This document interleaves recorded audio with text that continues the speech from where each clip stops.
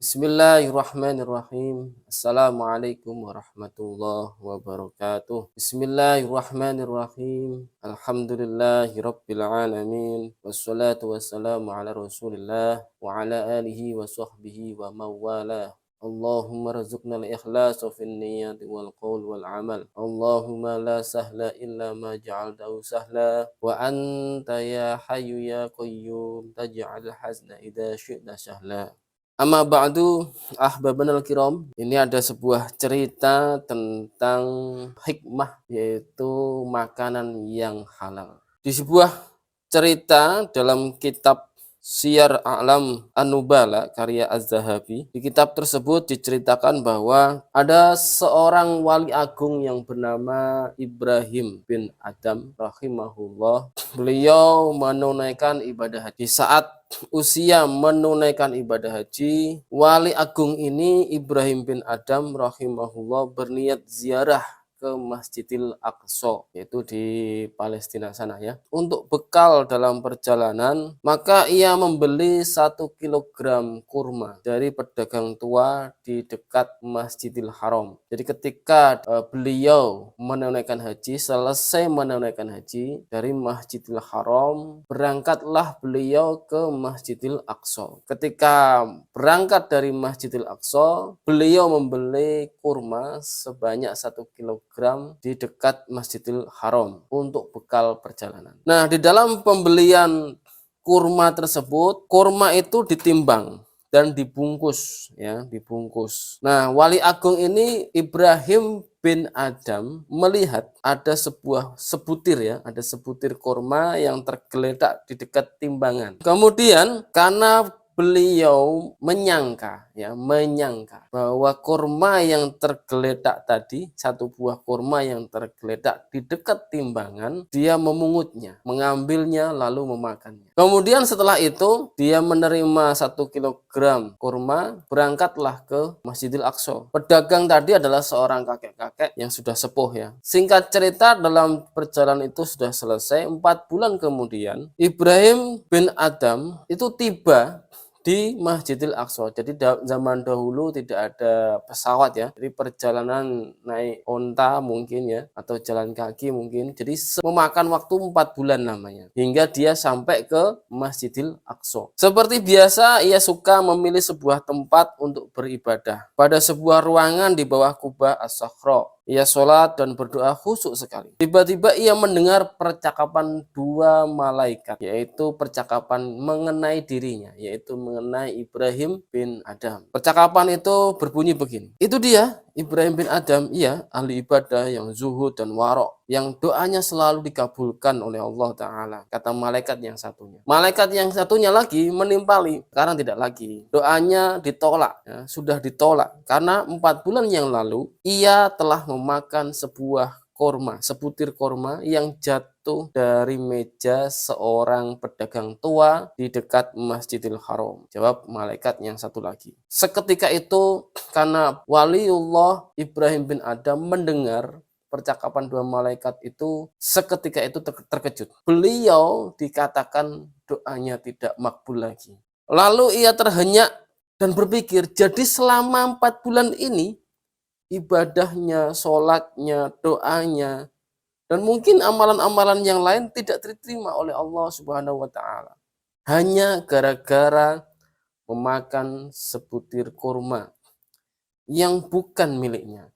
Lalu seketika itu istighfarlah waliullah Ibrahim bin Adham, astaghfirullahaladzim wa atubu ilaih. Lalu ia berkemas, hendak ingin menghalalkan apa yang telah ia makan. Ia berkemas dari Masjidil Aqsa barang-barangnya untuk kembali lagi ke Masjidil Haram. Untuk apa? Menemui pedagang tadi. Untuk apa? Untuk meminta halalnya. Karena apa? Karena ia telah memakan 1 buah kurma yang bukan haknya. Sesampainya di sana, ia langsung mencari pedagang tua yang 4 bulan yang lalu ditemuinya karena membeli 1 kilogram kurma. Ketemulah pedagang tersebut, akan tetapi yang berjualan bukan lagi orang tua yang pernah ditemuinya, akan tetapi seorang pemuda yang berdagang di situ.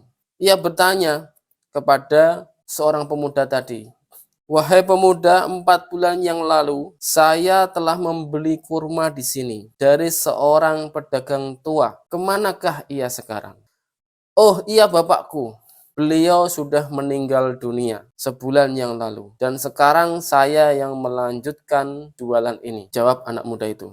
Kemudian Ibrahim bin Adam mengatakan, "Inna lillahi wa inna ilaihi roji'un. Kalau begitu kepada siapakah saya meminta kehalalan dari sebutir kurma yang telah aku makan yang tanpa hak saya?" Ibrahim menceritakan peristiwa yang dulu pernah dialaminya.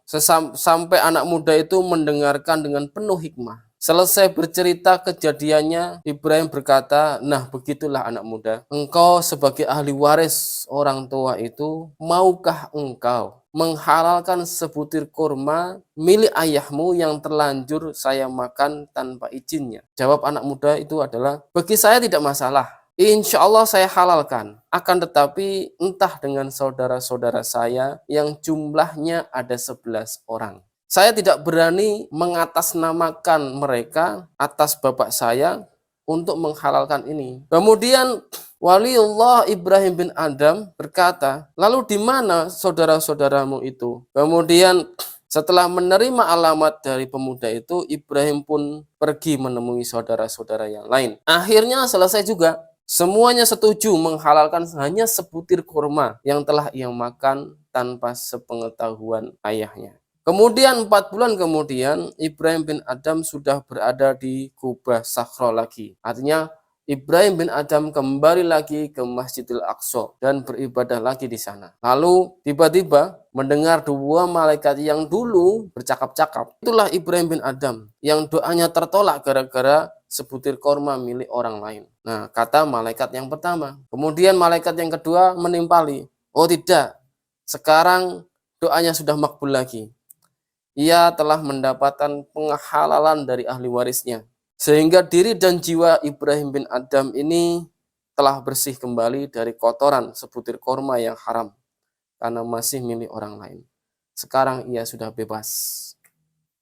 Begitulah saudaraku, dimanapun Anda berada, bahwa memakan sebutir nasi pun kalau bukan itu milik kita, itu haram hukumnya. Artinya apa? Ibadah kita, sholat mungkin secara fikih sah, akan tetapi tidak diterima oleh Allah. Sehingga untuk mendapatkan rezeki yang halal itu wajib hukumnya dicari. Ya, wajib hukumnya mencari rezeki yang halal. Sehingga ketika kita makan harta yang halal, insya Allah badan kita sehat, barokah, ibadah kita diterima oleh Allah Subhanahu wa Ta'ala. Oleh karena itu, memakan barang yang haram bisa berakibat fatal. Karena apa? Tubuh ini punya hak disiksa di neraka. Akan tetapi jika itu sesuatu yang halal, maka tubuh ini juga punya hak di surga. Begitulah teman-teman.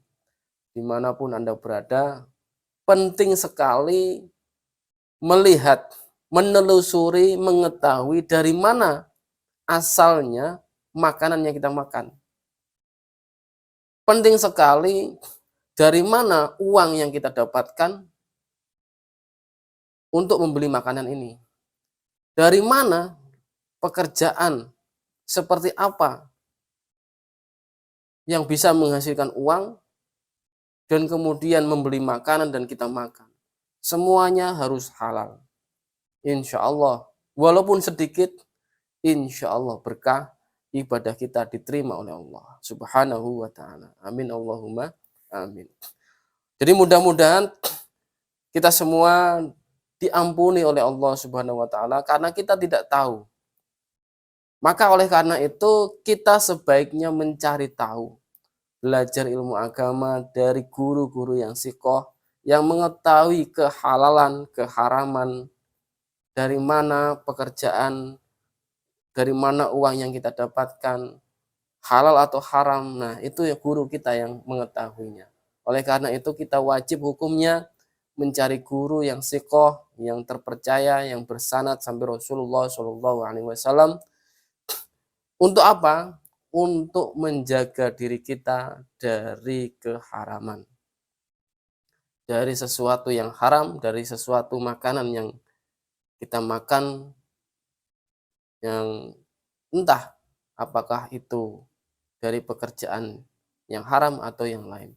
Mudah-mudahan kita semua diberikan hidayah oleh Allah Subhanahu wa taala, diberi kemudahan dalam mencari rezeki yang halal, karena mencari rezeki yang halal itu wajib hukumnya.